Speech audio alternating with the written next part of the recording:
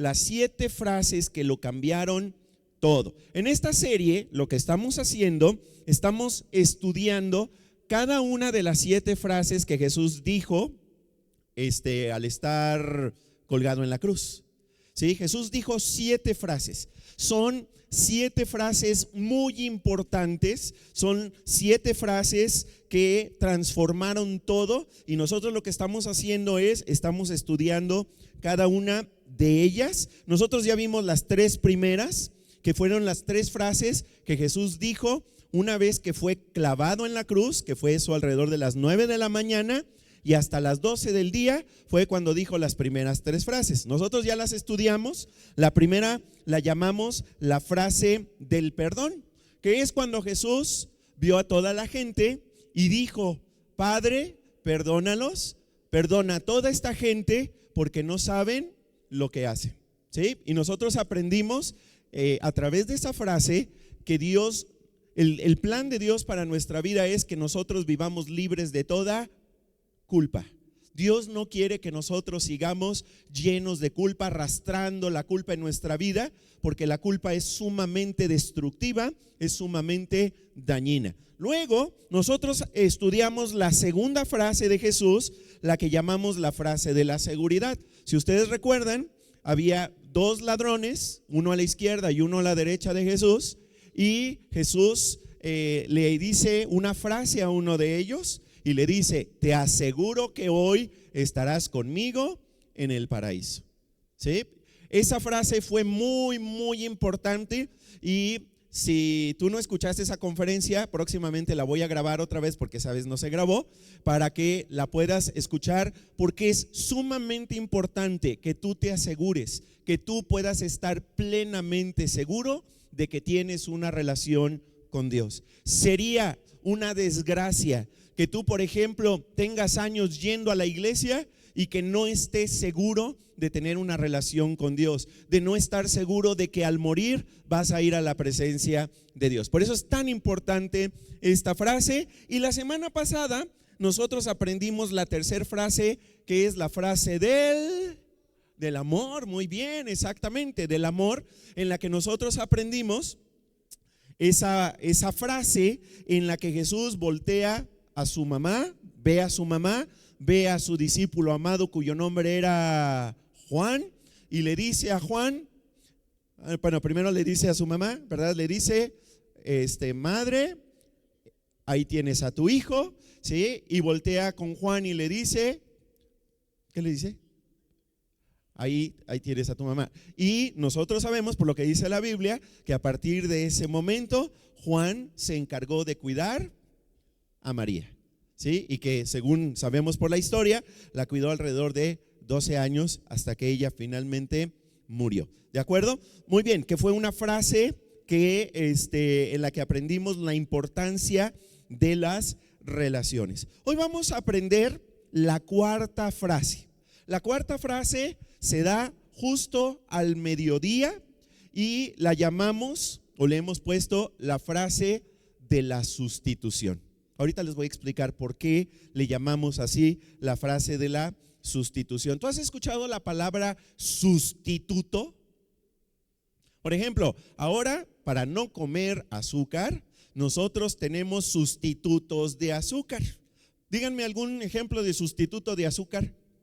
La stevia, ¿sí? Los edulcorantes, no sé si lo estoy diciendo correctamente, y son estas sustancias que nosotros utilizamos en lugar de utilizar azúcar, entonces les ponemos esas cosas. Pero también hay otros sustitutos. Por ejemplo, ¿han visto quesos que no son queso? Sí, y son sustitutos de queso y parecen queso y pretenden saber a queso. Yo sospecho que algunos de ellos, pues quién sabe qué cosa tendrán, ¿verdad? A lo mejor han de ser plástico o no sé qué sea, ¿verdad? Pero son sustitutos. Ahora, lo que yo he aprendido es de que los sustitutos, cuando tratan de sustituir algo, no lo hacen exactamente igual, ¿no? Por ejemplo, los sustitutos de la leche, ¿sí? Hay muchos sustitutos de leche. Por ejemplo, ahora hay leche de todo, ¿sí? Leche de manzana, leche de avena, leche de almendra, leche de burra, bueno, de todo hay, ¿verdad? Leche de todo que sustituye, ¿sí? Pero no sabe igual, no sabe exactamente igual. Es más, ahora en algunas partes del mundo están vendiendo carne que no es carne. Y ya están procesando hemos llegado al avance científico y tecnológico, ¿sí? Hemos llegado a producir algo que se ve como carne, que sabe como carne, pero ¿qué creen? No es carne y no sabe igual, ¿sí? Es que me voy a echar una hamburguesa que no es de carne, una hamburguesa que le voy a poner otra cosa y voy a simular que es carne. No sabe igual. El chiste es que sea de esas que venden así grasositas, bien sabrosas, que le sale así el aceite, ¿verdad? De carne de perro. Bueno, no, de lo que sea, pero carne de verdad. ¿Sí estamos de acuerdo? Ok, ahora, hay por ejemplo sustitutos que no dan el ancho, ¿sí? Hay otros que sí llegan. Bueno, por ejemplo, yo he probado chocolate que no es chocolate y que pues sí parece chocolate. Pero por ejemplo, hay sustitutos. Yo no sé si alguna vez a ustedes les pasó en la escuela que el maestro se enfermaba o la maestra se enfermaba y entonces mandaban a la maestra suplente, a la maestra sustituta, sí, a la maestra suplente, y la maestra suplente resultaba una maravilla. Y decían los papás: no, que ya no regrese la maestra, la titular, que ya no regrese, mejor que se quede la suplente, porque la suplente es mejor, ¿verdad? Yo por eso no invito a nadie más a predicar. No voy a hacer que digan: no, que ya no predique el Paco porque este que vino es mejor, ¿verdad? Entonces mejor no invito a nadie. Ok, ahora, fíjate bien, nosotros vamos a hablar de algo que sucedió en la cruz, en la cual se dio también un proceso de sustitución. Mateo 27, 45 y 46. Desde el mediodía hasta las 3 de la tarde, toda la tierra quedó sumida en oscuridad. A eso de las 3, Jesús gritó fuerte: Elí, Elí, lama sabactani, que significa: Dios mío, ¿por qué me has abandonado? ¿Sí? Esta frase siempre me trae recuerdos de mi niñez, de la Semana Santa, cuando se daba generalmente en la iglesia donde yo crecí un sermón, una predicación, que era la predicación de las 7 palabras, y esta era la frase que más gritaba el predicador. La gritaba pero en grande, al grado, ¿verdad?, de que todos los que estaban dormidos se despertaban, ¿sí? Porque lo gritaba muy fuerte. Ahora, seguramente realmente fue un grito desgarrador de parte de Jesús. Ahora, vamos a ver a qué horas ocurrió esto. Fíjate bien, dice aquí la palabra de Dios que durante 3 horas, de las 12 del día a las 3 de la tarde, algo sobrenatural sucedió en la tierra. ¿Qué sucedió? Ahí lo dice el versículo, chécale. ¿Hubo oscuridad? ¿Qué pasó en ese momento para que hubiera oscuridad? No tengo ni la más remota idea, pero Dios hizo algo para que hubiera oscuridad. No sé si fue un eclipse, no sé si fueron unas nubes muy oscuras, como a veces hemos visto en alguna tormenta. No sé si eso ocurrió, no sé si era una tormenta de arena. No sé qué es lo que Dios haya hecho, pero Él se encargó de que al mediodía, en el momento más brillante del día, en el momento donde hay más luz en el día, todo se tornó en oscuridad. Es como si de alguna manera esto que iba a suceder en unos momentos, Dios estuviera dando el mensaje de: esto es tan serio, es tan grave, tiene tanta relevancia, que de alguna manera Dios, ¿verdad?, dijo algo así como: esto, ¿verdad?, es algo que me cuesta mucho trabajo ver, por lo tanto va a venir oscuridad sobre la tierra. Y eso es lo que la Biblia nos dice. Hubo oscuridad del mediodía a las 3 de la tarde. Después de toda esta oscuridad, a eso de las 3 de la tarde, dice la palabra de Dios que Jesús gritó fuertemente y dijo estas palabras: Elí, Elí, lama sabactani, que traducido es: Dios mío, ¿por qué me has abandonado? ¿Sí? Te quiero decir de que de todas las 7 frases que están registradas en los evangelios, las 7 frases que dijo Jesús, esta es la más impactante, esta es la más sorprendente. Ahora, yo no sé si tú al leer esta frase, al escuchar esta frase, primero, no sé si tú te preguntas, ¿por qué gritó Jesús esta frase? ¿Por qué se dirige a Dios de esa manera? ¿Y por qué Jesús le pregunta a Dios por qué lo ha abandonado? ¿Qué no se supone que el Padre y Jesús están unidos, son uno solo? ¿Por qué Jesús le cuestiona a Dios? ¿Por qué lo ha rechazado? ¿Por qué lo ha dejado? ¿Por qué lo ha abandonado? Ahora, nosotros, los seres humanos, somos personas que constantemente estamos rechazando a los demás. Y es muy probable que a ti, en algún momento en tu vida, te hayan rechazado. Pueden haber sido tus mismos familiares, tus mismos papás. A lo mejor fue un rechazo que tú experimentaste en la escuela. A lo mejor es un rechazo que estás experimentando en tu trabajo, en el que te señalan y te rechazan y te dejan solo, te aíslan, te excluyen. Nosotros sabemos que el rechazo es algo muy doloroso de vivir. Es algo muy doloroso de experimentar en nuestra vida. ¿Sí? Si nosotros rechazamos a nuestros padres o si tu cónyuge te rechaza, eso es una experiencia muy, muy dolorosa. Ahora, déjame decirte acerca de Jesús. ¿Jesús había experimentado rechazo? ¿Sí o no? Sí. Justo el día anterior, Jesús había estado cenando con sus discípulos, ¿se acuerdan? Es eso que llamamos la última cena, que es lo que vamos a recordar el jueves de la Semana Santa. Esa noche en la que Jesús tiene la última cena y en la que Jesús les dice ahí a todos que uno de ellos lo iba a traicionar. ¿Y sucedió o no sucedió? Sí. ¿Cómo se llamó el traidor? Judas. Sí, Judas fue el traidor. Pero no solamente no solamente Judas le da la espalda a Jesús. Aún el resto de los discípulos, cuando vieron que arrestaron a Jesús, ¿qué hicieron los discípulos? Huyeron, ¿sí? Se fueron, lo abandonaron. Aún Pedro que había dicho, no, yo de ninguna manera, no, yo no te voy a dejar. No, pues aún Pedro lo dejó. Y aún Pedro negó a Jesús, negó conocerlo, negó ser parte de sus discípulos. Jesús experimentó el rechazo de sus amigos. Jesús experimentó el rechazo de sus compañeros. Pero ahora lo que Jesús está experimentando en carne propia es el rechazo directamente ¿de quién? ¿De quién? De Dios. Dios lo está rechazando. Dios lo ha abandonado. Si no, ¿por qué Jesús gritaría en esa voz tan fuerte?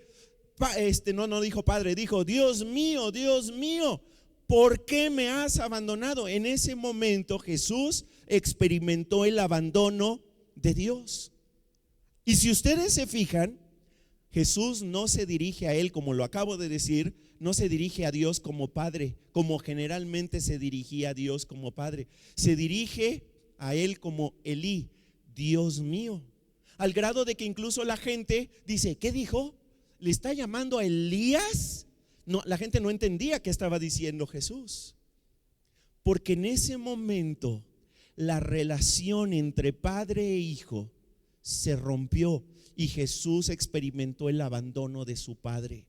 Y es por eso que aún Jesús se dirige a Dios como Dios y no como Padre y lo cuestiona: ¿por qué me has abandonado? ¿Tú te has preguntado por qué Dios abandonó a Jesús? ¿Por qué el Padre abandonó a Jesús estando en medio del dolor de la cruz? Te voy a decir por qué. ¿Sí? Jesús seguramente lo sabía en ese momento y por eso lanza la pregunta. Y la respuesta a la pregunta es: ¿por qué Dios abandonó a Jesús? Porque ese era el precio que Jesús tenía que pagar para que nosotros pudiéramos unirnos a Dios, para que tú y yo pudiéramos llegar a tener una relación con Él. ¿Te fijas lo que estoy diciendo? Jesús tuvo que perder su relación natural, su relación cercana con Dios, para que tú y yo pudiéramos llegar a tener una relación cercana con Él. Ese fue el precio que Jesús tuvo que pasar. Ahora, Jesús fue abandonado por Dios. ¿Por qué? Vamos a contestar. ¿Qué sucedió aquí? ¿Qué es lo que sucedió en este momento tan delicado en la vida de Jesús? Escríbelo. Jesús se convirtió en mi sustituto. Jesús se convirtió en mi sustituto. ¿Qué es un sustituto? Alguien que está reemplazando a alguien más. Alguien que está supliendo a alguien más. Ahora, ¿eso qué quiere decir? Quiere decir que si Él es mi sustituto, que si Él me está supliendo en la cruz, el que realmente debería haber sido crucificado en la cruz, ¿quién era? ¿Quién era? Levanten la mano. Todos nosotros. Yo era el que merecía haber sido crucificado. Yo era el que merecía haber pagado el precio. Era yo el que merecía el castigo. Sin embargo, Él decidió sustituirte, decidió suplirnos a cada uno de nosotros, aun cuando tú ni siquiera habías nacido. Tú ni siquiera habías nacido, ni siquiera habías pisado la tierra, ni siquiera habías pecado contra Dios. Y Él ya estaba pagando el precio que había que pagar por nuestro pecado. Él ya estaba tomando nuestro lugar en la cruz. Ahora, nosotros hemos aprendido que pecar tiene un precio, ¿sí? Todo cuesta en esta vida, todo cuesta. Aún pecar cuesta. Hay un pago por pecar. Y la Biblia es muy clara. El pecado se paga ¿con qué? Con muerte. Ese es el precio que hay que pagar por pecar. Ahora, alguien tiene que pagar ese precio, ¿sí? El que lo tiene que pagar naturalmente debería de ser el que lo comete. Si yo pequé, si yo actué mal, si yo me equivoqué, si yo tomé decisiones equivocadas, yo debería de pagar el precio por mis malas decisiones. Si yo me alejé de Dios, yo debería de pagar el precio por mi pecado. Entonces, alguien tiene que pagar. O pago yo o alguien más paga.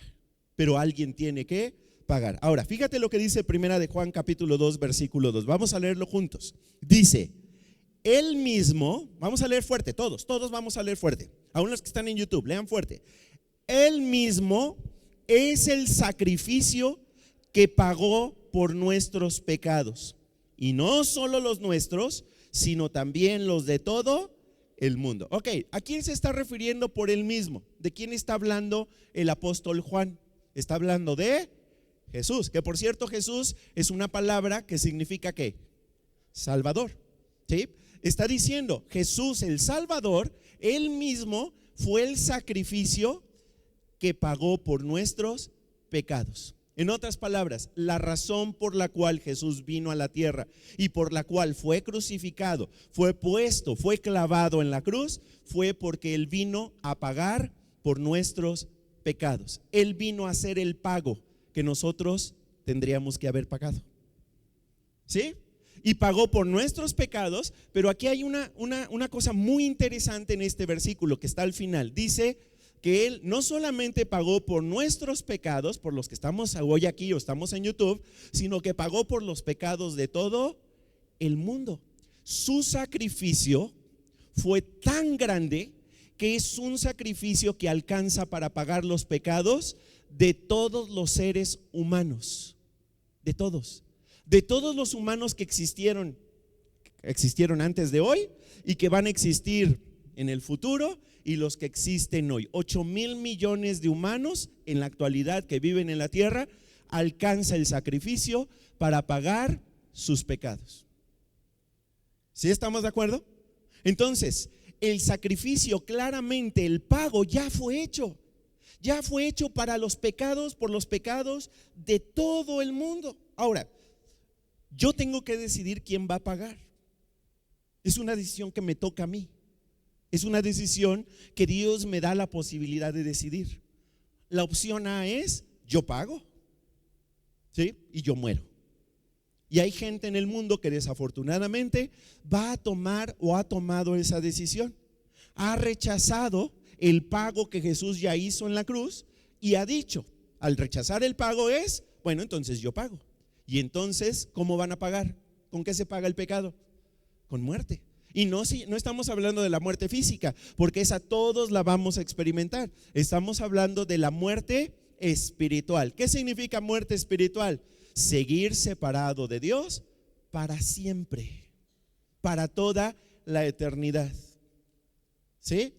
Cuando alguien te diga, es que como un Dios de amor es capaz de mandar a la gente al infierno, tienes que hacerle ver que no es así, porque Él ya vino y murió y hizo un pago, y ese pago alcanza para todos. Cualquier persona que decida que Jesús pague por sus pecados puede tener sus pecados perdonados y la deuda completamente pagada. ¿Sí? ¿Quiere Dios realmente mandar a alguien al infierno? No.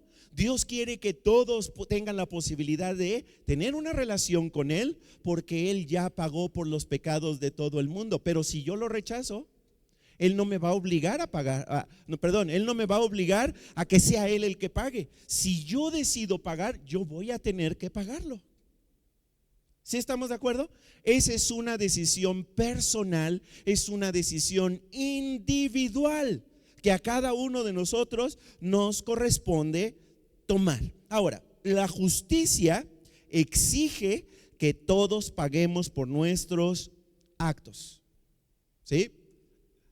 Alguien tiene que pagar. De hecho, la palabra de Dios utiliza la palabra, otras versiones de la Biblia utilizan, por ejemplo, la Reina Valera 1960 utiliza la palabra en este mismo versículo que dice que Jesús es la propiciación por nuestros pecados. Esa es una palabra muy elegante que casi no utilizamos en español para decir que Él ya pagó nuestros pecados, que Él fue el sacrificio que se requería para cumplir el pago de los pecados de todos los seres humanos. Ahora, yo no sé si ustedes lo sepan, pero si no, yo se los voy a decir.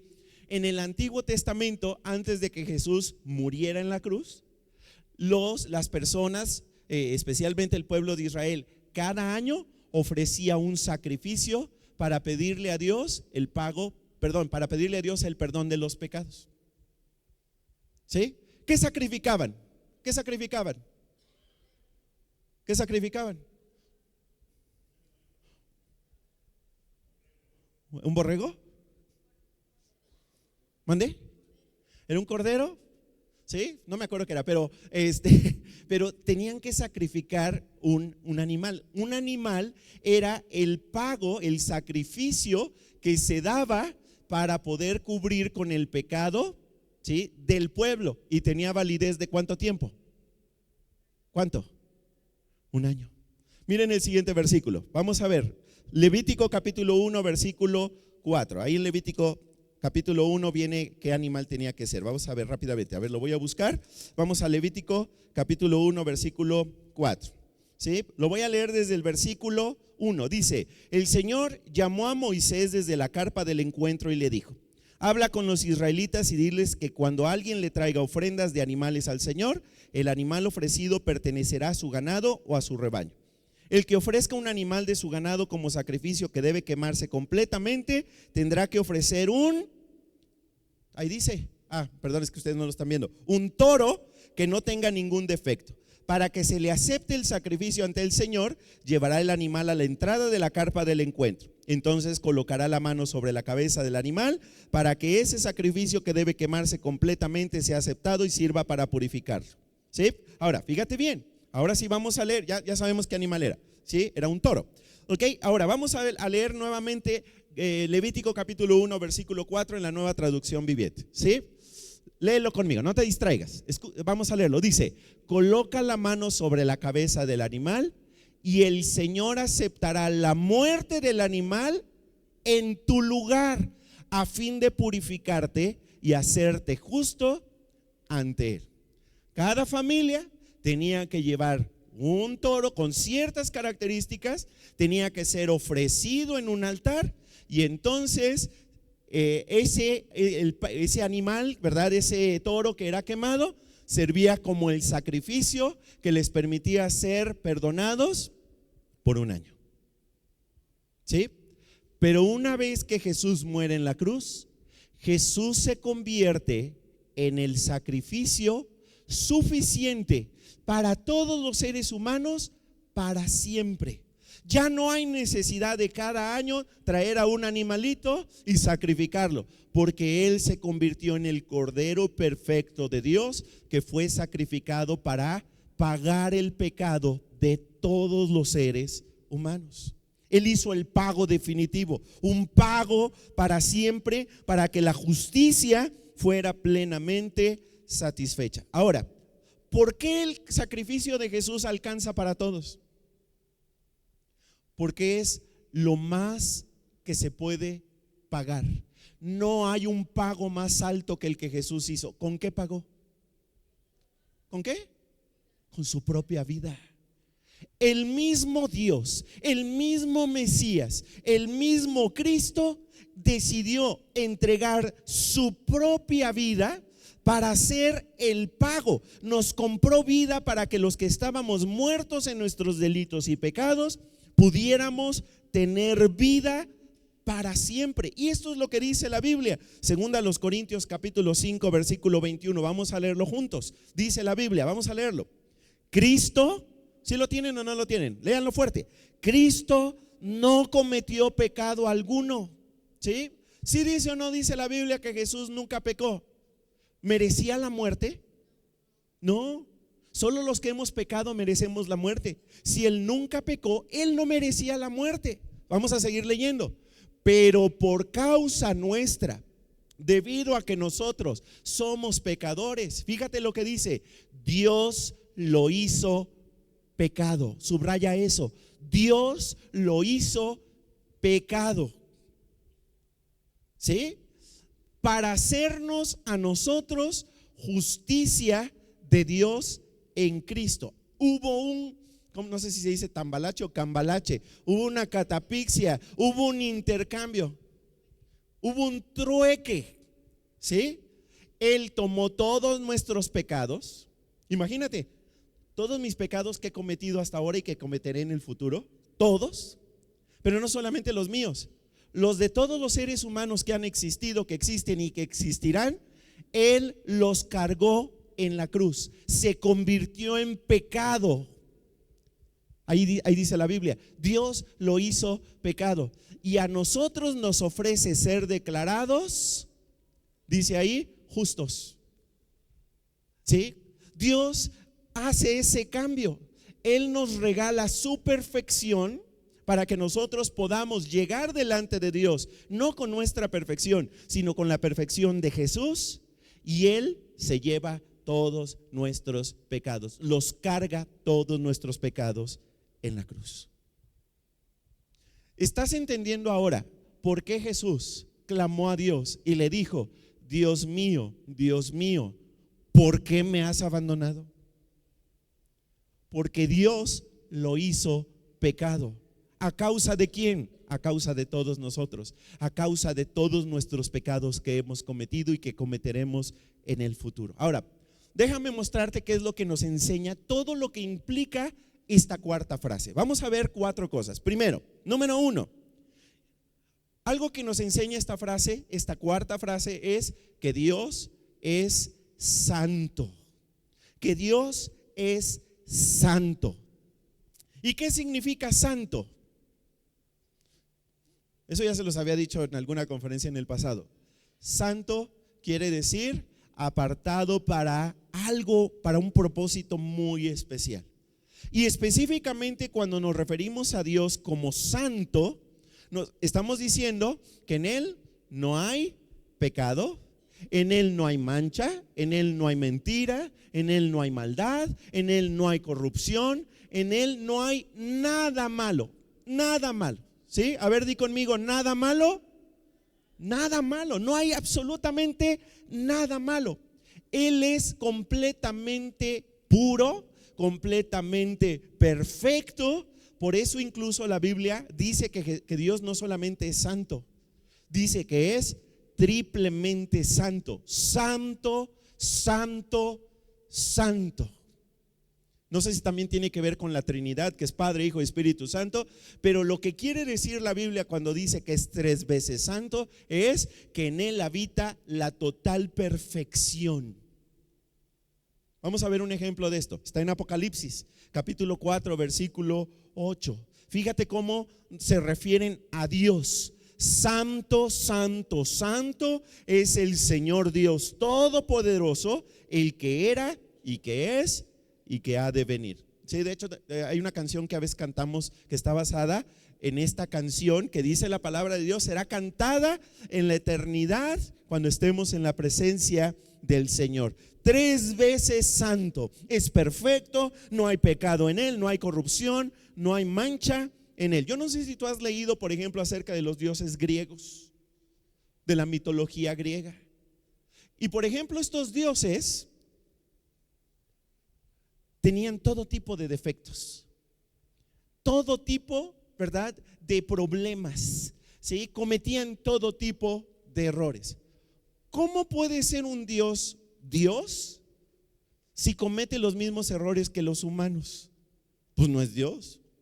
Si Dios es real, Dios debe de ser un Dios que nunca se equivoca, que nunca cambia de opinión, que siempre cumple lo que promete, que siempre dice la verdad y que nunca se equivoca. Ese es el Dios en el que yo creo y es el Dios del que habla la Biblia.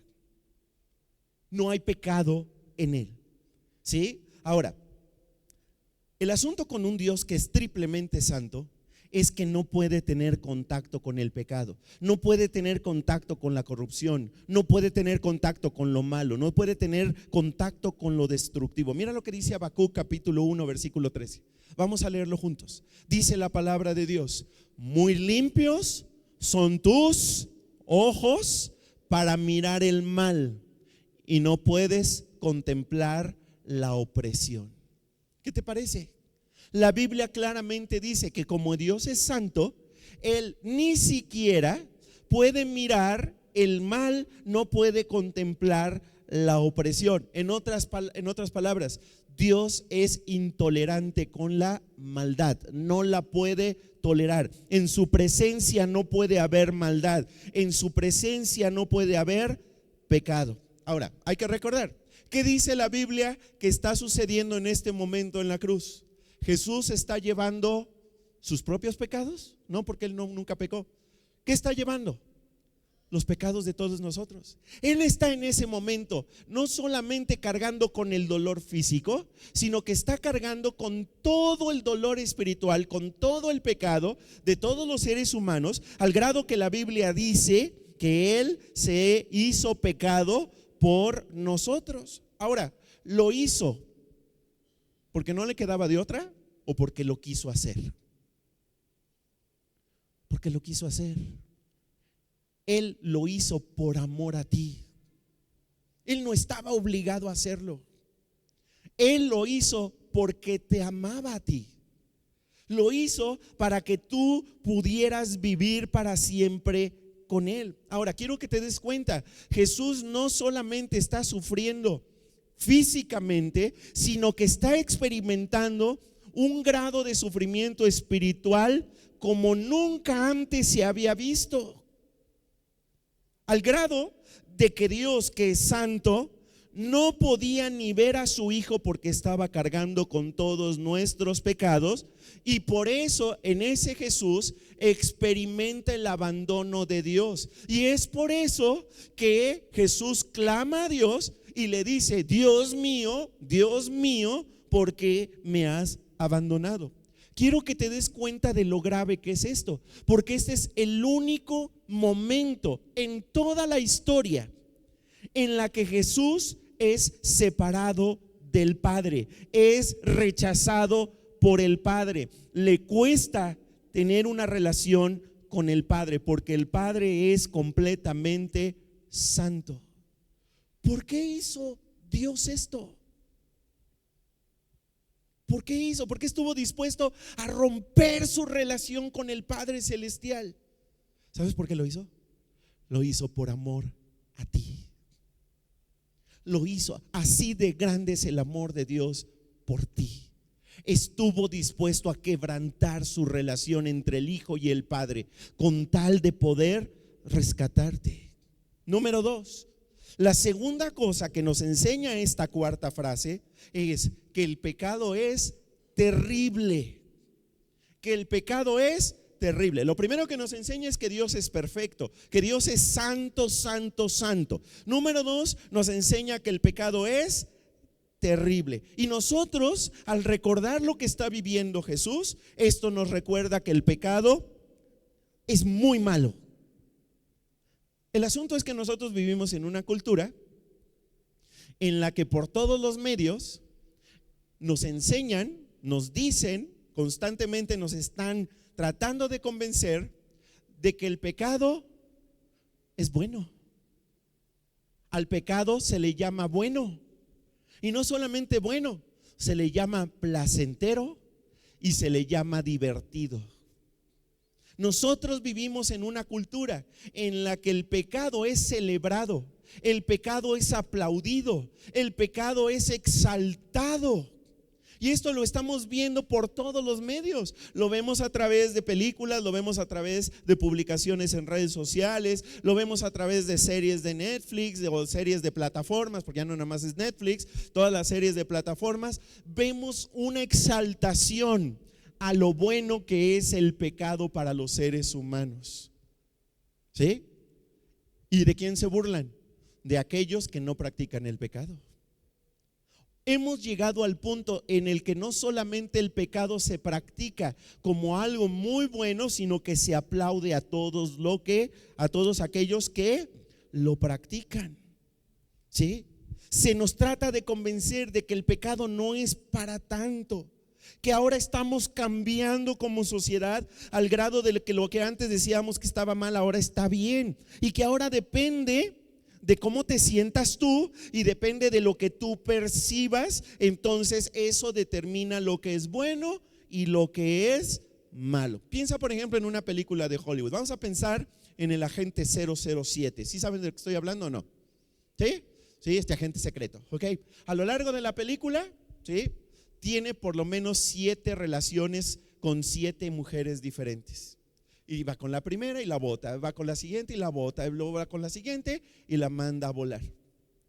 Y se ensalza ese tipo de cosas, pero jamás se hace referencia al dolor que provoca, a los corazones rotos, a las consecuencias negativas del pecado, porque de eso hoy no se habla.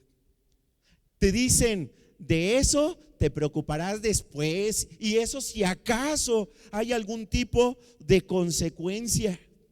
No hay ningún problema de que nosotros veamos a las personas como objetos y las usemos e incluso abusemos de ellas. Eso es lo que nos están diciendo constantemente. Ahora, quiero que lo pienses bien, porque esa versión distorsionada del pecado está errónea, está equivocada. El pecado no es malo, el pecado es terrible. Fue lo que puso a Jesús en una cruz. Fue lo que llevó a que Cristo sufriera tanto con tal de rescatarnos por nuestros pecados. El pecado es terrible. Ahora, la Biblia nos enseña que el pecado es terrible por varias razones. Escríbelas rápidamente. Primero, el pecado me separa de Dios. Anótalo. El pecado me separa de Dios. Estos son los 3 efectos dañinos del pecado. ¿Sí? Son las 3 consecuencias destructivas del pecado. Primero, el pecado me separa de Dios. En otras palabras, el pecado nos aleja de Dios, nos distancia de Dios, rompe nuestra relación con Dios. Y no lo digo yo, lo dice la Biblia. Mira lo que dice la Biblia, Isaías 59:2. Y te voy a preguntar después de que lo leamos si aquí se presta interpretación o está tan clarito como el agua. Fíjate bien, Isaías 59:2. Son sus pecados los que los han separado de Dios. A causa de esos pecados, Él se alejó y ya no los escuchará. Pero ¿cómo si es un Dios de amor se alejó, ¿verdad? Se alejó de nosotros? Acuérdate, Dios es santo, Dios es perfecto, Él no tiene comunión con el pecado. Él no puede, es intolerante al pecado. Por eso nuestro pecado es tan destructivo y es tan dañino, porque el pecado nos lleva a alejarnos, nos lleva a separarnos de Dios. ¿Sí lo dice la Biblia o no lo dice? Lo dice clarito. Son nuestros pecados los que nos han separado de Dios. ¿Por qué vivimos separados de Dios? Es a causa de nuestro pecado. Es a causa de nuestras decisiones de rechazo a Dios. ¿Sí? Y es a causa de esos pecados que Él se alejó y ya no nos escucha. ¿Sabías que nuestro pecado interfiere en nuestras oraciones? Por eso es tan importante que nosotros constantemente estemos haciendo un examen de nuestra vida y que confesemos todo pecado a Dios, porque nuestros pecados interfieren en nuestra oración a Él, en nuestra comunicación con Él. Nuestras oraciones no son escuchadas, nos aleja de Dios, nos distancia de Dios. Ahora, esto no nos debería de sorprender, porque esto es igual en nuestras relaciones humanas, en el matrimonio, en nuestra relación con nuestros hijos, con nuestros padres. Si nosotros nos equivocamos, tomamos malas decisiones y dañamos a las personas cercanas a nosotros, eso nos separa, eso nos distancia, eso nos aleja. Ahora, eso es especialmente cierto, por ejemplo, en la relación matrimonial. Tú te casaste pensando que la persona con la que te casaste era perfecta, pero luego pasaron 5 minutos después de que te casaste y te diste cuenta que no es perfecta la persona con la que te casaste. ¿Sí? En el noviazgo, que es pura ilusión, ¿sí? Uno cree que la persona es perfecta, pero te casas y descubres que te casaste con una persona imperfecta. Y esa persona con la que te casaste se descubre que ella se casó con una persona aún más imperfecta, que eres tú. ¿Cómo? Si un matrimonio está compuesto por 2 personas imperfectas, ¿cómo es de que queremos tener relaciones perfectas matrimoniales? No tiene sentido, no tiene lógica. 2 personas imperfectas unidas en una relación matrimonial para toda la vida es una relación imperfecta en la que pecamos uno contra el otro, y eso tiende a distanciarnos, tiende a separarnos. ¿Sí estamos de acuerdo? Por eso la Biblia también dice que cuando nosotros pecamos contra Dios, eso nos separa de Dios. Ok, ahora, otra consecuencia negativa del pecado, anótala. El pecado me causa estrés. ¿Qué me causa? Estrés. Escríbelo. El pecado me causa estrés. Dicen los especialistas que ahora uno de los grandes males es la gran cantidad de estrés con la que vivimos, sobre todo en la ciudad, en los centros urbanos, y que el estrés estamos tan estresados que eso está trayendo todo tipo de consecuencias en nuestra salud emocional, en nuestra salud mental, en nuestra salud física, en nuestra salud relacional, y aún está afectando nuestra salud espiritual. Vivimos estresados, pero ¿sabes qué? El mismo pecado produce estrés. El mismo pecado produce angustia. El mismo pecado nos llena de culpa, nos llena de inseguridad, nos llena de vergüenza, nos llena de pesar, nos llena de miedo. Ahora, esto es interesante, porque cuando yo peco no solamente rompo las leyes de Dios, el pecado me rompe a mí. Termino roto. Y eso produce todo tipo de consecuencias negativas en mi vida. Como dijo el salmista, Salmos capítulo 38, versículo 4, vamos a leerlo, dice: mis maldades me abruman, son una carga demasiado pesada. Subraya donde dice abruman. ¿Sí? Mis maldades, mis pecados me abruman. Y subraya donde dice son una carga demasiado pesada. ¿Son una qué? Una carga demasiado pesada. En otras palabras, la culpa producida por el pecado me causa todo tipo de daño. Nosotros, escucha esto, nosotros no fuimos diseñados para vivir en pleito con Dios. No fuimos diseñados para estar en guerra constante contra Dios. No es lo que Dios quería para nosotros. Otra consecuencia negativa del pecado: el pecado me condena. Escríbela. El pecado me condena. El pecado me condena. Todos los seres humanos, cuando pecamos, nuestra conciencia se activa y nos alerta que algo hicimos mal, que estamos cometiendo pecado. Y cada vez que nosotros pecamos, siempre hay una penalidad. Mira lo que dice Salmos 7:11. Vamos a leerlo. Dice, refiriéndose a Dios: Él es un juez justo, siempre condena a los perversos. Subraya juez justo. Juez justo. ¿Sí? Subráyalo. Dice ahí que Dios es un juez justo, siempre condena a los perversos. ¿Ok? A ver, ahí dice dos cosas acerca de Dios. Primero, el que es el juez final, el juez más grande, el juez con más alta autoridad. ¿Quién es? Dios. ¿Sí? Tú y yo no somos jueces, aunque ahora podríamos haber participado en la elección de jueces, ¿sí? Nosotros no somos jueces. El juez último es Dios. ¿Estás de acuerdo? Ok. El asunto con los jueces humanos, los que sí son jueces, es de que siempre juzgan correctamente. No. ¿Existen casos de jueces que juzguen injustamente? Sí, claro. La justicia humana es imperfecta. Aquí en la tierra no siempre se va a hacer justicia. Es más, yo creo, en mi opinión, aquí en la tierra rara vez se hace justicia. Vivimos en un mundo injusto. ¿Sí estamos de acuerdo? Porque los jueces somos, o más bien los jueces son, porque yo no soy juez, los jueces son imperfectos. Aquellos que les toca juzgar se pueden equivocar. Algunos se pueden equivocar por error o algunos se pueden equivocar a propósito. ¿Sí están de acuerdo conmigo?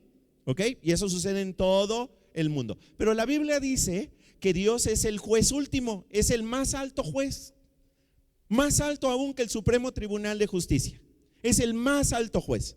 Él es el único que tiene la autoridad para juzgar a todos los seres humanos. Y tiene una característica: Él siempre es 100% perfecto en todos sus juicios. Nunca se equivoca en un juicio. Él es el juez perfecto.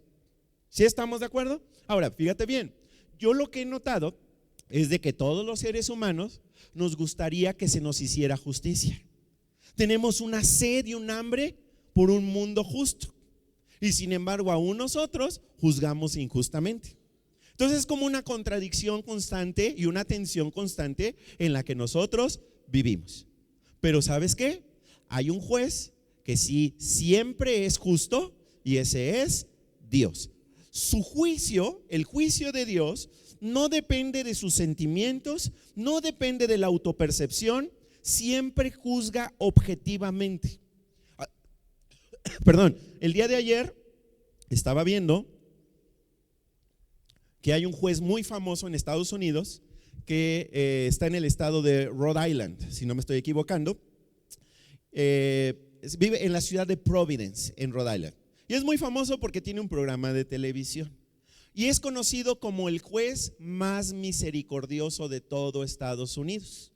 Y yo ayer me puse, por pura curiosidad, porque andaba preparando este mensaje, me puse a checar. Y sí, efectivamente el juez es bien buena onda. Muy buena onda, ¿verdad? Se llama, bueno, luego les paso la liga, ¿verdad? Pero tiene su canal en YouTube y ahí ustedes pueden ver todo lo que hace, y es muy misericordioso. Toma en cuenta, tiene en consideración las condiciones de vida de la gente para ejecutar sus juicios. Y hay alguna gente que dice estar de acuerdo, pero otros dicen, pues es que en realidad el juez está siendo injusto porque no está haciendo que las personas paguen lo que realmente deberían de pagar, solo porque se da cuenta de que las personas pues tienen muchos problemas, tienen muchas dificultades, etcétera, etcétera. Pero ¿sabes qué? Hay un juez que siempre es justo. Ah, sí, Frank Caprio, muchas gracias. Sí, así se llama el juez, Frank Caprio, por si lo quieren seguir. Pero antes suscríbanse a nuestro canal de YouTube y denle like a nuestro canal de YouTube y luego ya se suscriben al del juez. Ok, ahora, el asunto es este. Dios no juzga subjetivamente basado en sus sentimientos, basado en su autopercepción, sino que Él siempre juzga correctamente. ¿Y sabes qué? La buena noticia es que aunque aquí en la tierra se juzgue injustamente a los seres humanos, cuando todos estemos delante de la presencia de Dios, Él nos va a juzgar a todos correctamente. ¿Sí estamos de acuerdo? O sea que al final de cuentas sí va a haber justicia, pero esa la va a ejercer Dios. Él va a ejercer una justicia perfecta. ¿Sí? Oye, pero a ver, ¿cómo? Entonces, ¿dónde queda el amor de Dios? Porque entonces ahí como que se contradice, o sea, va a ser justo con todos, pero a la vez es un Dios de amor y a la vez es un Dios misericordioso que odia el mal. ¿Cómo va a ser esto? Fíjate bien, ciertamente Dios es un Dios de amor y es un Dios misericordioso, pero algo que tú tienes que saber es que Dios, aun cuando es un Dios de amor, Dios sí es capaz de odiar. ¿Cómo? ¿Qué odia Dios? El mal. Dios odia el pecado. Fíjate que dije que odia el pecado. Ama al pecador, pero odia el pecado. ¿Y por qué odia el pecado? Porque el pecado ha provocado todo tipo de consecuencias negativas en la vida de los seres humanos, como las que estamos viendo. Por eso Dios odia el maltrato infantil, odia la violencia hacia las personas, odia la infidelidad, odia todo lo malo. Si Él no odiara todo esto malo, entonces significa que Él realmente no ama. La Biblia dice, Dios amó tanto al mundo que dio a su Hijo unigénito para que todo aquel que en Él cree no se pierda, mas tenga vida eterna. Ahora, fíjate bien, Dios es un Dios que te ama, pero odia el pecado, porque el pecado tiene consecuencias negativas. Vamos a ver la consecuencia más negativa del pecado. Romanos 6:23, lo tienen ahí en su boletín.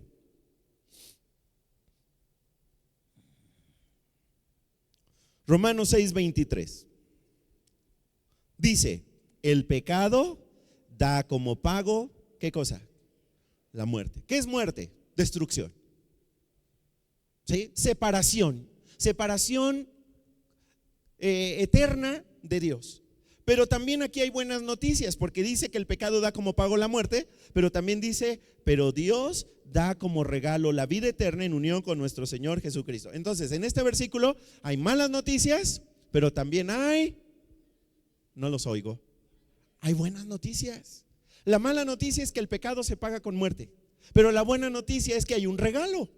¿Y el regalo quién lo da? ¿Quién lo da? Dios lo da.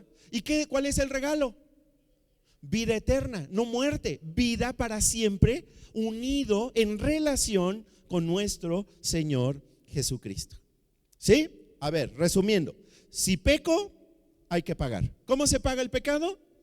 Con muerte. Pero hay un regalo. ¿Qué te ofrece de regalo Dios? Vida eterna en una relación con Jesús. Ahora, déjame decirte algo más. Tu más grave problema en esta vida, en esta tierra, no es que no tengas dinero, no es que no tengas trabajo, no es que tus relaciones estén tan afectadas. Tu más grande problema es que estás en guerra con Dios. ¿Escuchaste? Ese es tu más grave problema. Estás de pleito con Dios. ¿Sí? Y ese pleito lo vivimos todos los días en nuestra vida cotidiana, porque todos los días tengo que tomar decisiones en cuanto a si sigo el plan de Dios para mi vida o si sigo mi propio plan. Y la realidad es que muchas veces nosotros lo que decidimos no es que el plan de Dios se haga una realidad en nuestra vida, sino que mi plan sea el que sea una realidad en mi vida. ¿Sí? Algunos de nosotros en nuestra vida diaria tenemos que tomar decisiones sabiendo que la Biblia dice que hagamos esto o que no hagamos esto, y nosotros decimos, bueno, esa parte de la Biblia, esa en particular, la voy a ignorar y voy a hacer como si esa no existiera. ¿Sí? eso me convierte en mi propio Dios, donde yo estoy estableciendo los estándares morales de mi vida, ignorando los estándares morales que Dios estableció para nosotros los seres humanos. ¿Sí? Muy bien, vamos al punto número 3.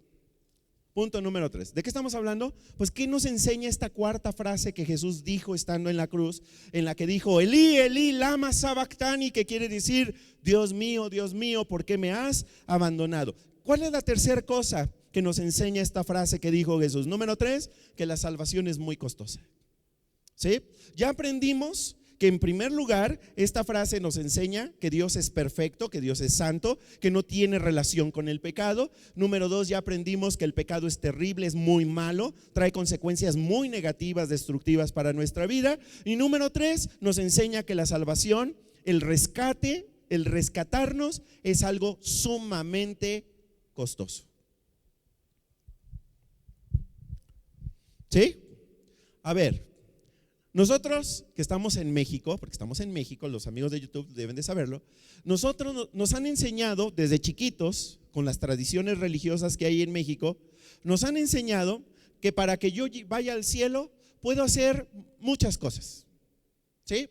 Por ejemplo, una de ellas es, hago más cosas buenas que cosas malas. Y entonces hay como una balanza enorme en la que Dios va a poner todas mis buenas obras, todas mis malas obras. Si mis buenas obras le ganan a las malas obras, ya le hice. ¿Sí?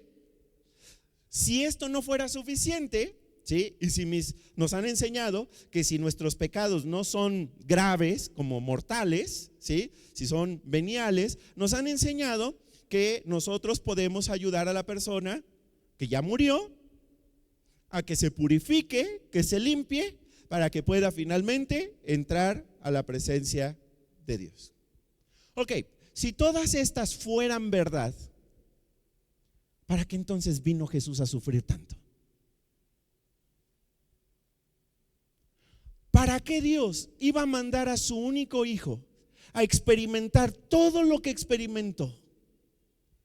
Al llegar al grado en el que está clavado en la cruz, muriendo delante de todos desnudo, donde todos lo están viendo, batallando físicamente, y donde incluso Jesús mismo nos revela que en ese momento, al estar cargando los pecados de todos nosotros, el Padre ya lo abandonó.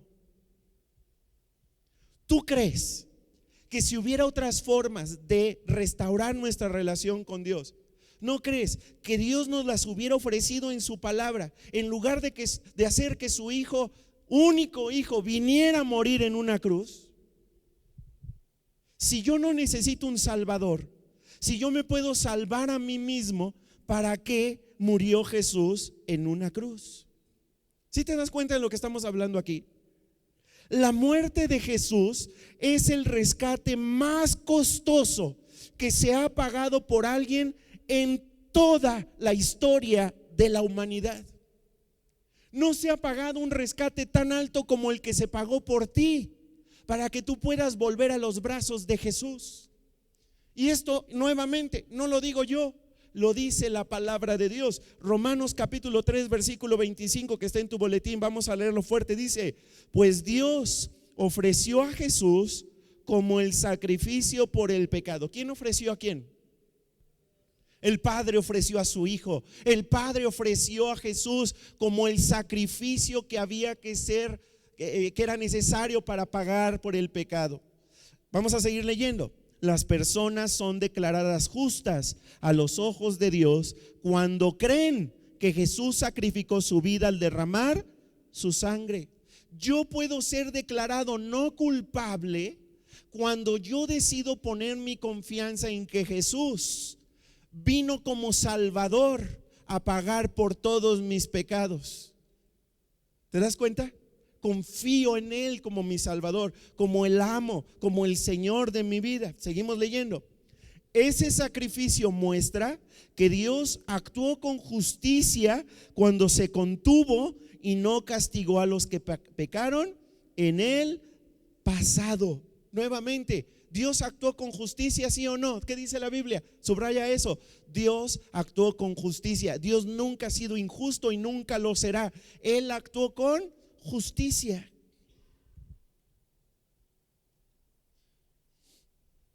¿Sí estamos de acuerdo?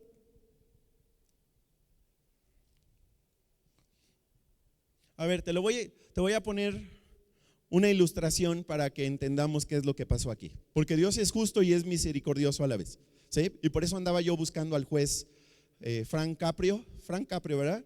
Okay, por eso terminé viendo videos de él, porque yo estaba buscando un caso que se dio en Estados Unidos. Hay varios casos similares, pero este caso en particular se dio en un juzgado en el estado de California, ¿sí? Hace algunos años.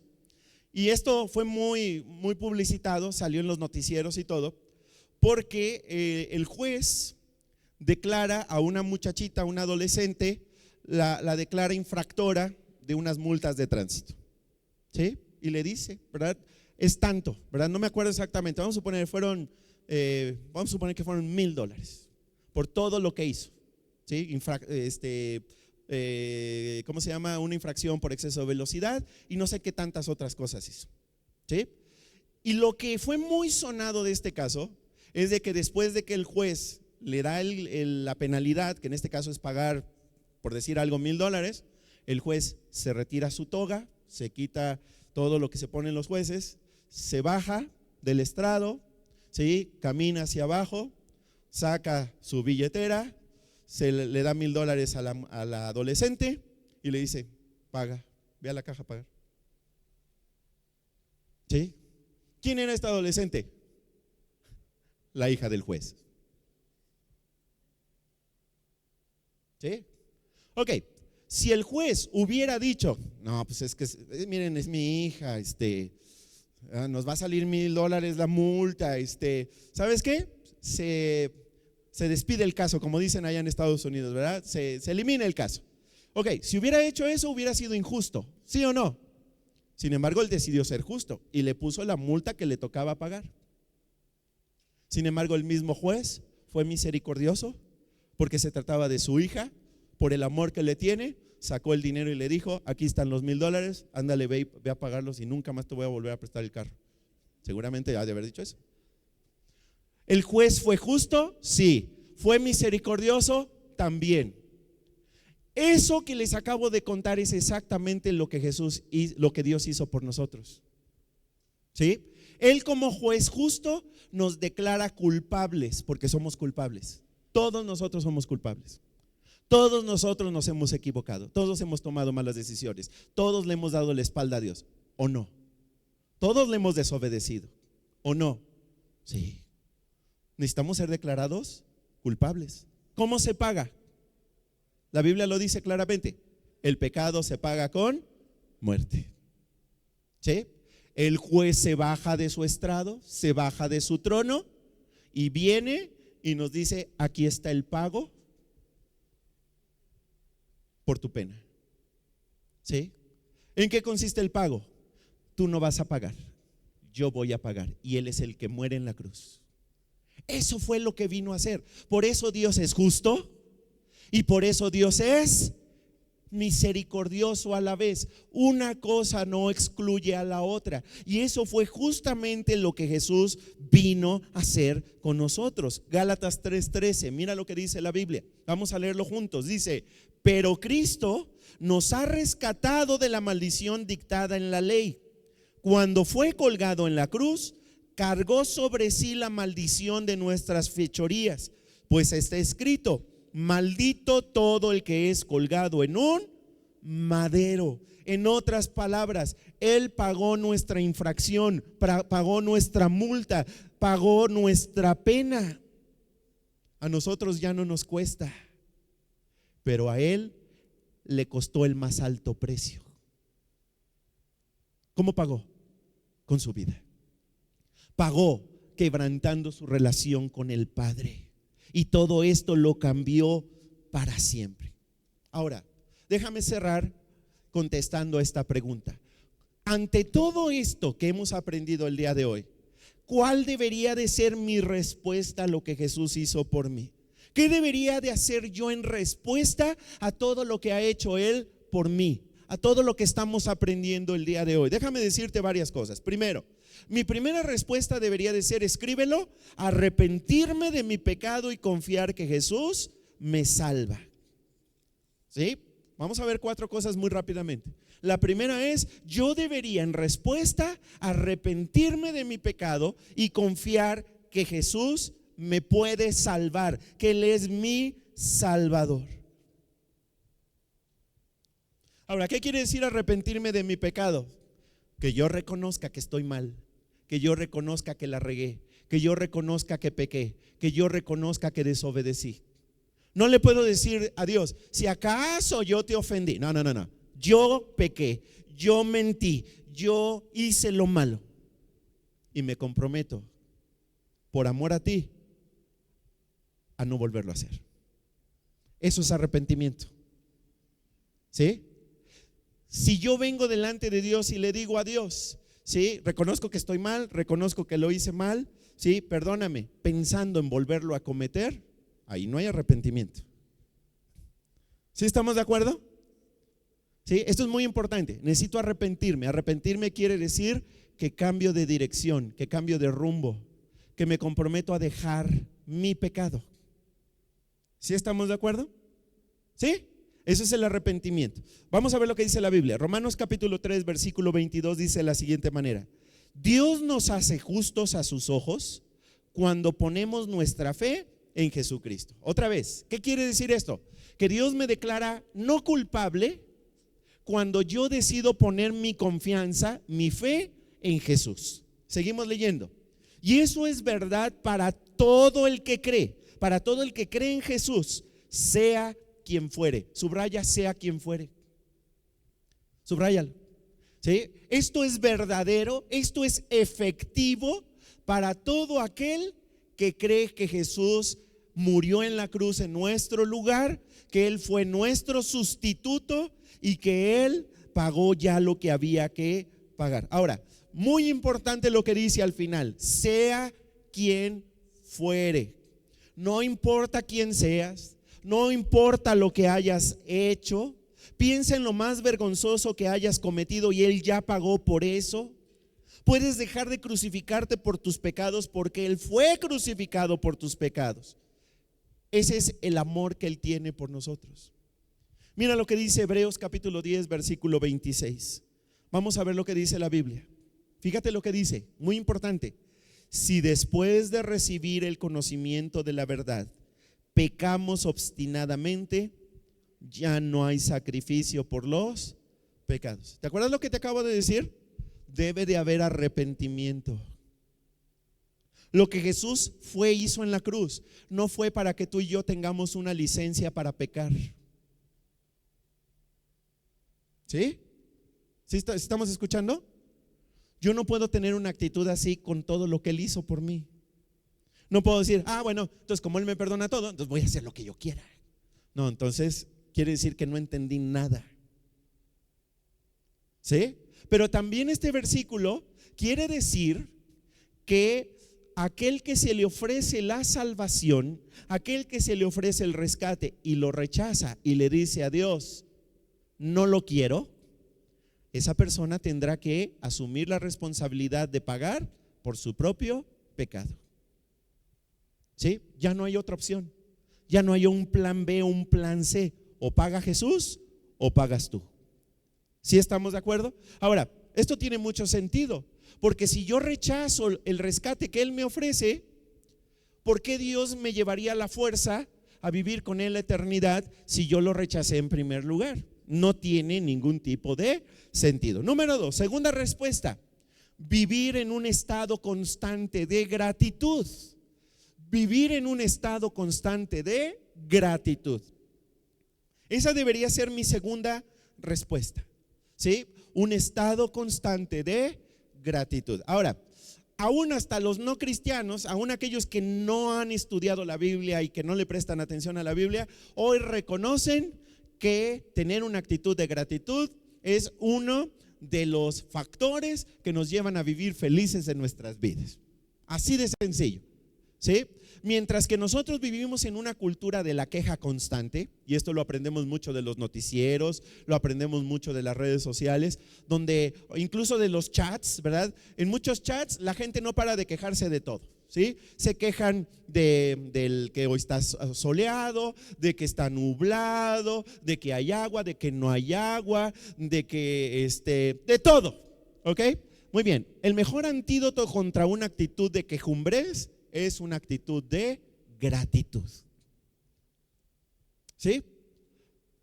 No me van a dejar mentir todos los que venimos aquí a la reunión de oración temprano en la mañana, que les he dicho, si tú no estás haciendo lo que estás haciendo por gratitud o por amor, entonces no lo hagas. Porque esa es nuestra motivación. Todo lo que hacemos lo hacemos por gratitud a Él. Por eso cantamos, ¿sí? Porque estamos eternamente agradecidos porque podemos tener una relación con Dios. ¿Sabes qué cantamos y qué celebramos? Que ya no estamos en guerra con Dios, que ya no estamos de pleito con Dios, que ya no estamos en enemistad contra Dios, que ahora somos sus amigos y somos parte de su familia. Mira lo que dice Romanos 5:11, dice la Biblia: así que ahora podemos alegrarnos por nuestra nueva y maravillosa relación con Dios, gracias a que nuestro Señor Jesucristo nos hizo amigos de Dios. Eso es motivo de celebración, eso es motivo de estar agradecidos. Ahora, hay mucha gente que ha celebrado la Semana Santa año tras año tras año, que ha ido a la iglesia, ¿verdad?, como relojito todas las semanas, pero no han tomado la decisión más importante de su vida, que es tener una relación con Dios, que es tener una amistad con Dios, que es formar parte de la familia de Dios. ¿Cómo no amar a alguien que te ama tanto? ¿Cómo no estar agradecido de por vida después de entender todo lo que hizo por ti? Él se merece nuestra gratitud y nuestro amor eterno. Por eso le servimos con gratitud, porque se lo debemos todo. Si esto no te rompe el corazón, nada va a tocar tu corazón. Estoy en deuda eterna con Él. Número 3, la tercera respuesta de mi vida debería de ser que cuando soy tentado, recordar cuánto le costó a Jesús mi pecado. Escríbelo. Cuando soy tentado, recordar cuánto le costó a Jesús mi pecado. ¿Cuánto le costó? ¿Con qué pagó? Con su propia vida.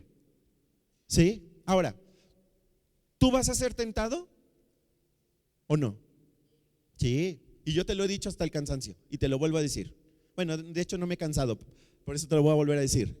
Entre más te acerques a Dios, entre más vivas para Él, entre más vivas para sus propósitos, más tentación va a venir a tu vida. ¿Y la tentación quién la manda? El diablo. ¿Y cómo es?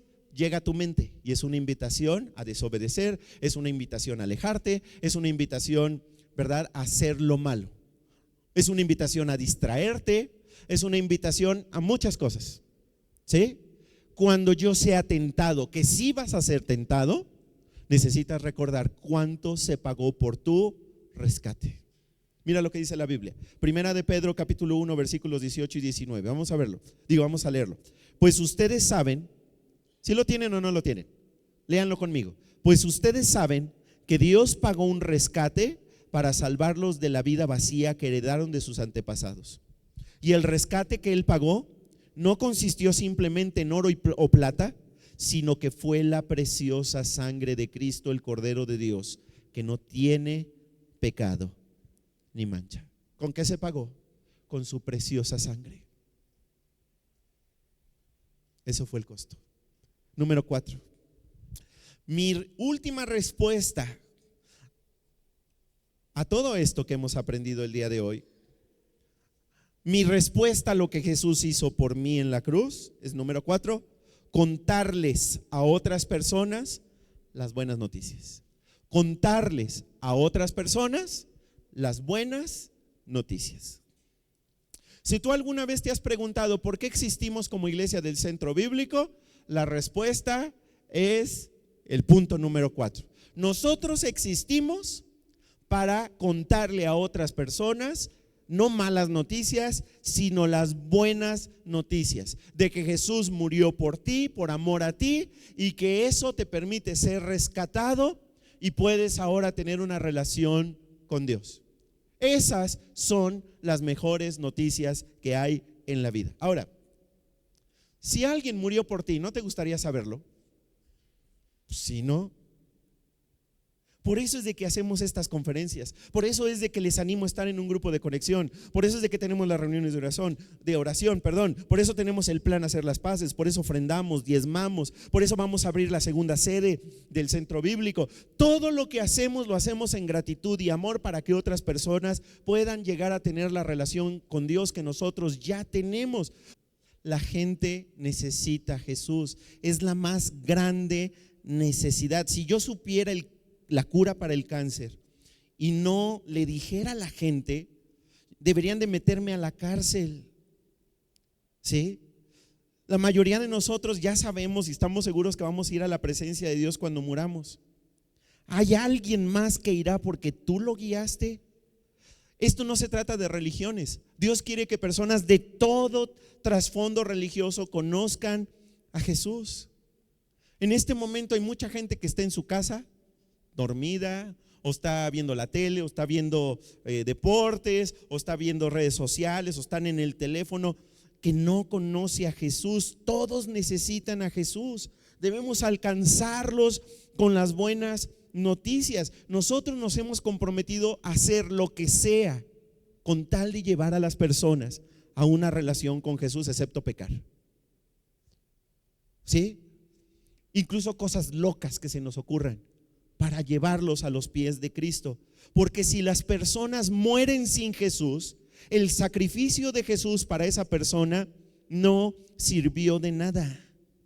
La Biblia afirma que Dios quiere que todos sean salvos. Así que haya una persona, así haya una persona que no conozca a Jesús, nosotros nos esforzaremos para que conozcan a Jesús. Insisto, haremos hasta locuras para que escuchen las buenas noticias de salvación. Miren el último versículo que tienen ahí en su boletín, segunda de Pedro capítulo 3 versículo 9.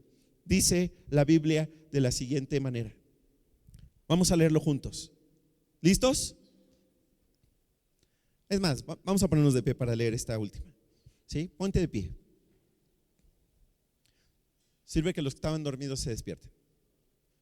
Vamos a leer juntos fuerte este último versículo. Segunda de Pedro 3:9 dice: no es que el Señor se tarde en cumplir lo que prometió, como piensa la gente. O sea que Jesús va a volver por segunda vez. Lo que pasa es que Dios es paciente, porque no quiere que nadie sea destruido, sino que todos cambien su vida y dejen de pecar.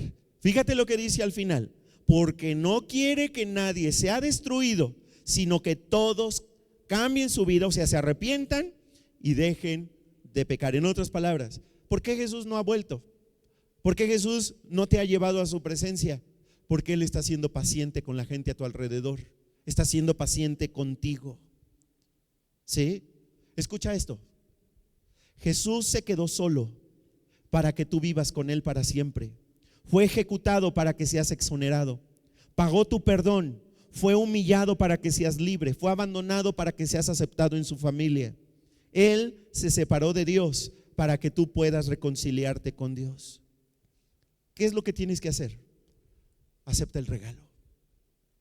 El regalo Él lo da. El regalo proviene de Él. Vamos a orar. Padre, queremos darte gracias por todo lo que hemos aprendido el día de hoy. Gracias porque esta frase que dijiste estando en la cruz: Elí, Elí, lama sabactani, es una frase impresionante que nos demuestra lo que tú estuviste dispuesto a hacer con tal de ofrecer el regalo de la salvación a todos los seres humanos. Tú ahí fuiste separado del Padre. Experimentaste el rechazo y el abandono del Padre. Aunque tú fuiste perfecto, pero cargaste nuestros pecados. Fuiste hecho pecado. Y por eso estuviste dispuesto a experimentar el abandono de Dios.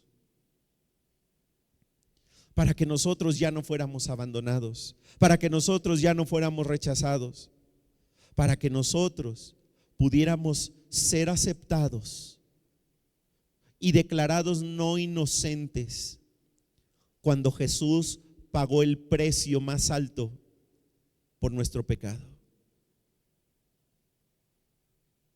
Señor, gracias porque creo que la mayoría de los que estamos hoy aquí ya recibimos el regalo. Padre, pone en nuestro corazón una incomodidad muy fuerte, de tal manera, Señor, que no seamos apáticos ni indiferentes ante tal necesidad que hay entre las personas a nuestro alrededor, que desesperadas están buscándote a ti sin saber que eres tú el que necesitan y eres tú el que tienes la solución para el vacío espiritual. Señor, pon en cada uno de nosotros una urgencia, un deseo urgente, un deseo, Señor, muy fuerte por hacer lo que sea necesario, por intentar cosas nuevas, experimentar cosas nuevas. Ayúdanos a estar dispuestos a sacrificarnos para que otros también puedan ser rescatados y tengan la oportunidad de aceptar el regalo de salvación que tú hiciste posible al estar en la cruz del Calvario. Gracias, Señor, por los que el día de hoy, a través de esta conferencia, van a recibir el regalo. Prepara sus mentes, prepara sus corazones. Y así como estamos en una actitud de oración, si tú nunca le has dicho a Dios que quieres comenzar una relación con Él, díselo ahora mismo. Dile lo siguiente, créelo con todo tu corazón. Dile así: querido Dios, reconozco que yo he pecado y sé que mi pecado me separó de ti, pero también entiendo que tú me amas tanto, que pagaste el precio de mi pecado al estar colgado en la cruz. Por eso ahora confío en ti como mi rescatador. Te pido que me salves y te pido que dirijas mi vida de ahora en adelante. Aquí está mi vida, te la entrego. Sálvame y permíteme comenzar en este momento una relación con el Padre. Muchas gracias, en el nombre de Jesús. Amén.